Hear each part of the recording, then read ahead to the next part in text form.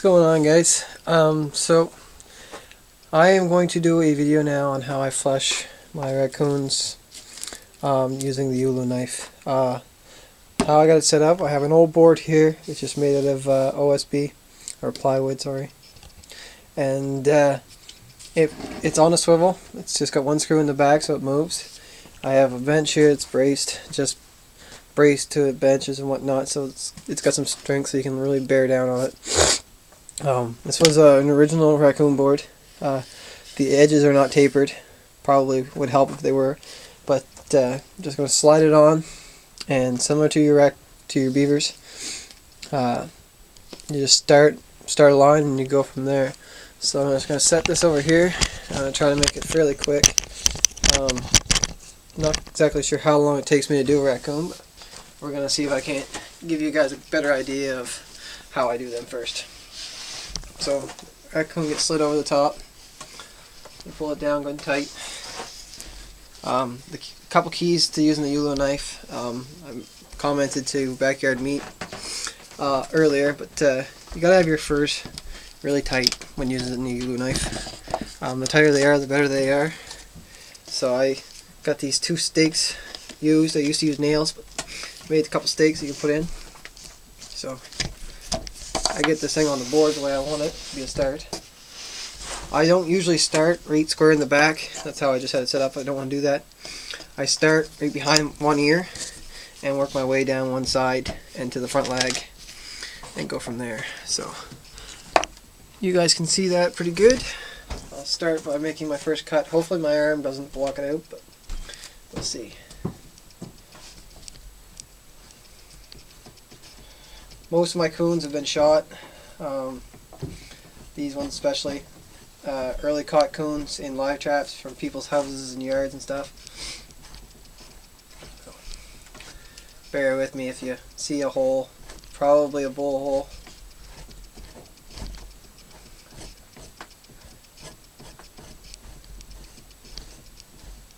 There we go. Got the first cut started. Those of you that do raccoons with a draw knife or have experience with a raccoon, you know that the saddle on the back of the neck is a little bit tough, but it's not too bad.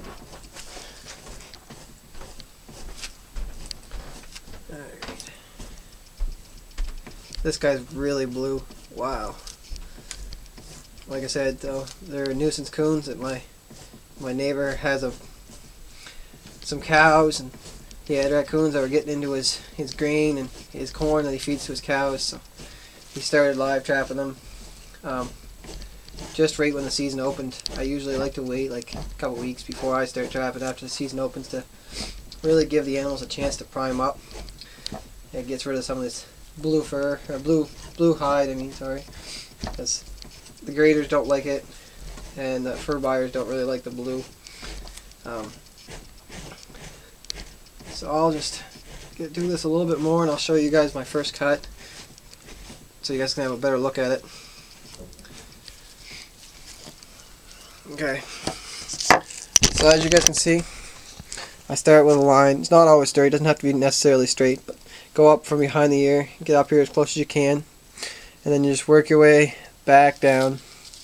And I usually, like on the otter, I go about 2 inches to 3 inches from the back of the animal, and I'll work my way around. And then at the end of the animal, you just work your way down, cut all this fat off and whatnot. So we'll get back to fleshing. I'll do around the front leg, and then I'll shut this off, or maybe I'll keep it running. Just depends on how long it is.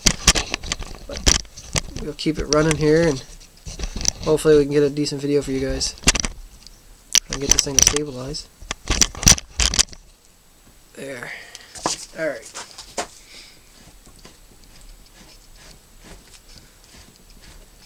This isn't a real big coon, so it doesn't have a whole lot of fat on it. I find the animals that have lots of fat are actually easier than the ones that don't have a lot. It gives you more to get a hold of, and it seems to come off easier. These really small, skinny coons don't work the best. But hey, I mean, when you catch something, what can you do? You can't be picking what you keep and what you throw away. As a trapper, we try not to throw anything away. So Just work around the front leg here. Slowly work that down.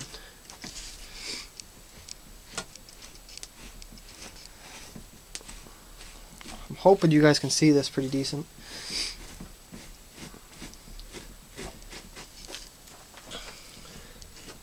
So once again, I'm not sure if you guys heard what I was saying before, but there's 3 goals, or 3 tricks to using a Ulu knife.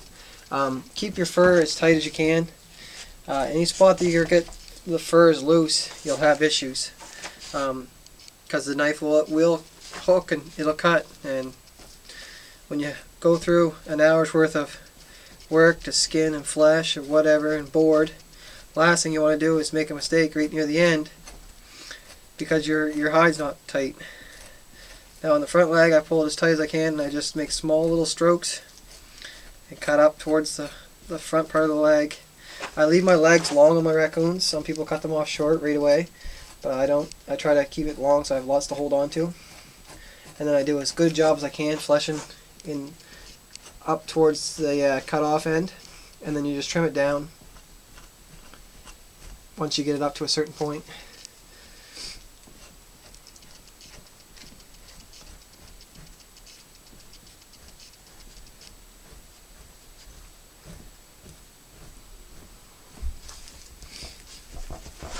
So I got it up. You guys might be able to see there's a fat layer here. I'm just going to cut it right there. That leaves your leg long enough to tuck in. I'll just finish trimming up right here at the bottom end of it. This is one of those spots you got to be really careful. Your front leg is really puts a lot of slack in your hide, and that's when your Ulu knife will bite and tear. So you got to be really careful. I'm actually going to adjust my coon now so that my front leg is hanging over the edge.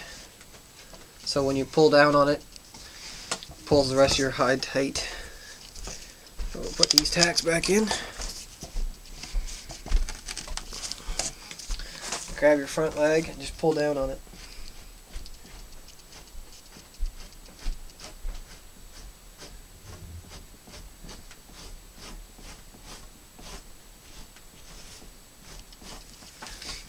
Okay. So guys, there's the front leg done. You can see it's done pretty decent. There's a couple little spots. I got to trim some fat off there and maybe a little bit here. So what I'll do is I'll work down the belly and across and around all the way to the other side, and then I'll do the back end. I will try to do 2 small videos and then put them together. I don't have any way to edit movies together, so if you guys know a system, an operating system like Windows Live Movie Maker or something like that, my new computer doesn't have that. So if you have one that you guys use online that works really well, please leave me a comment, and because I really would like to have a system to be able to edit some movies and bring you guys a few more videos. But just so you guys know, I'll give you a little look. This is what one of my coons looks like that gets done with the Ulu knife. I'll just swing that one out of the way. You guys can see I pinned them all out with a screen now. William Larkham Jr. on YouTube had the Martin series that had their Martin tails done like that. It helps to dry the raccoon tails out too, so I use that for all my techniques now. But you can see, guys, there's no holes. It dries really well. There's no clumps of fat, and I mean it works well. This is my otter. I don't know how well you guys can see it. I did it yesterday. It's pretty decent. There's a couple spots that there was some fat stuck on, but I mean it's done. I have a few clips of that too, so I'll add that later on. But for now, guys, I'm just gonna finish this raccoon, and I'll put a video on when I get down closer to the end. So I'll talk to you in a bit.